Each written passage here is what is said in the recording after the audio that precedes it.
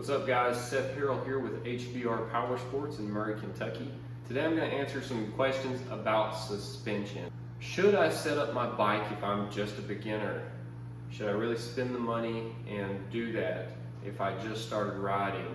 So there's a lot of questions floating around about suspension. Today what we're going to do is, our goal is to go over all the components of suspension, how they fine-tune, how they work, and why it's important to set up your bike for your style, for your riding, and for your skill level. So we're going to jump right in. We're going to look at these different components and explain in brief detail what they do.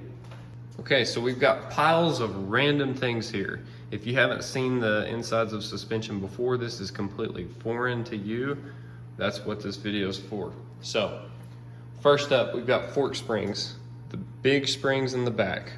So what these do is quite literally act as a spring for your suspension. Now a lot of you guys have this concept down, but why is this important? So a fork spring, the main tuning of the fork spring is to set the bike up for your weight. Now, fork springs do have a little bit of play when it comes to motocross versus woods riding or enduro, different setups. You might want just, a spring rate or two higher on a motocross setup than a woods, even if you're a 180-pound guy, woods versus motocross. So you might want a rate or two higher. Next, we have got spring perch. This is what your fork spring meshes up to. That's what holds it in the fork. Spring perches have holes in them that allows fluid to come through as your fork compresses. The size of these holes varies depending on the setup that you're running. This is another tuning part that you can have installed in your fork for more or less bottoming resistance. We're not going crazy deep into it, but that is a tuning part. What we've got here, these thin washers are called preload spacers. So they put slight pressure on your spring, which is called preload. Tuning that is very important too. If you've got too much preload on your spring, your bike's gonna ride like crap. It's gonna be too harsh, depending on your setup. So next up, we've got what's called pressure springs or internal cartridge springs. I've heard them called different things. These also are a tuning part within your inner chamber. These can be swapped out, heavier, lighter. These are 1.8s right here. This is 1.4. So we've already gone over multiple different things that you can change, that you can tune, but one of the most important aside from springs is going to be your valve stacks. These valve stacks are called, each individual is called a shim.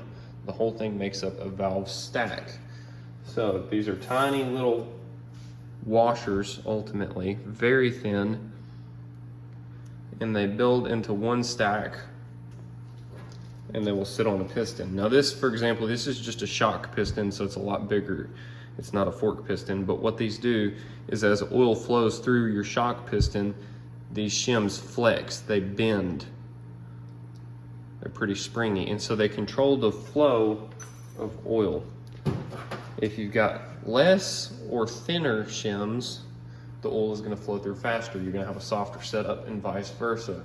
So this right here, your valve stacks, if you heard that a bike has been revalved for motocross or for woods, that's what this is talking about. These are your stacks. Lots of tuning there because each one of these are different sizes and different thicknesses. There's a lot of factors in valving suspensions. Real quickly, I'm going to show you the difference between two bikes. Both of these bikes are set up for woods racing. First one is our Beta here. Here we've got our Yamaha, our YZ50X.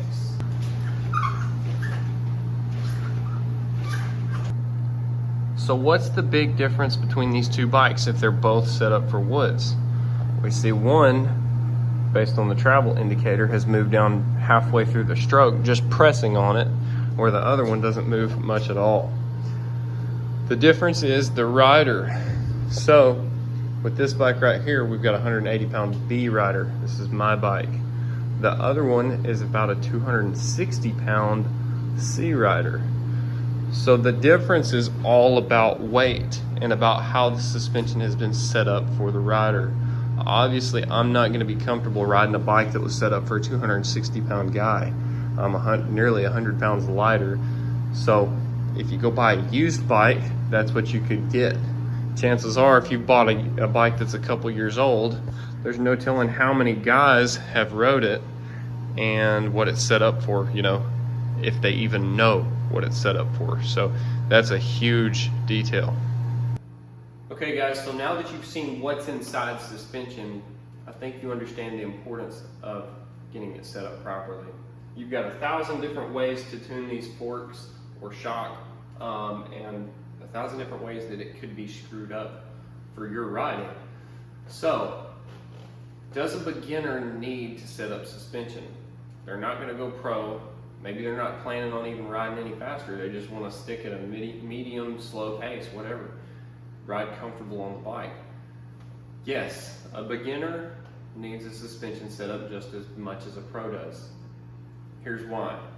One thing that I hear with beginners or slower riders after they get their suspension set up is that they have defeated arm pump, or that they have really seen improvements with arm pump and they're not getting it as badly.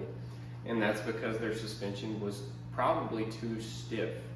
So you're going to feel it in your wrist when it's too stiff. For one thing, it can make you wreck. For another, like we say, arm pump, there's a million factors.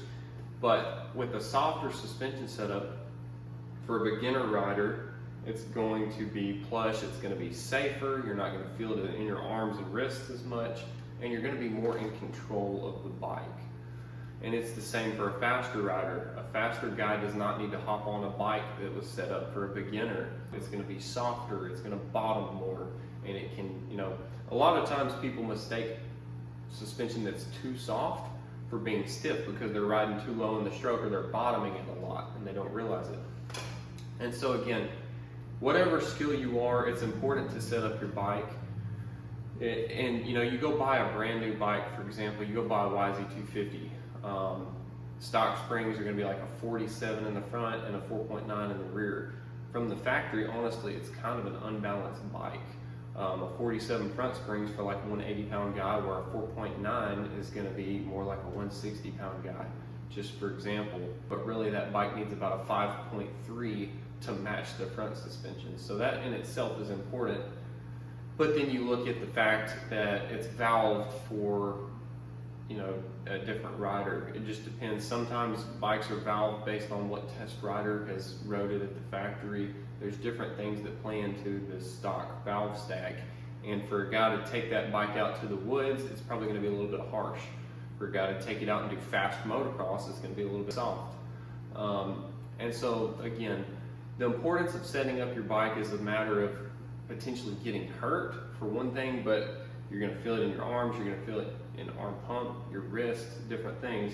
And so I highly encourage getting your suspension set up, no matter who you are, what skill level. Get it set up for your style, whether you're woods, motocross, beginner, or you're a professional.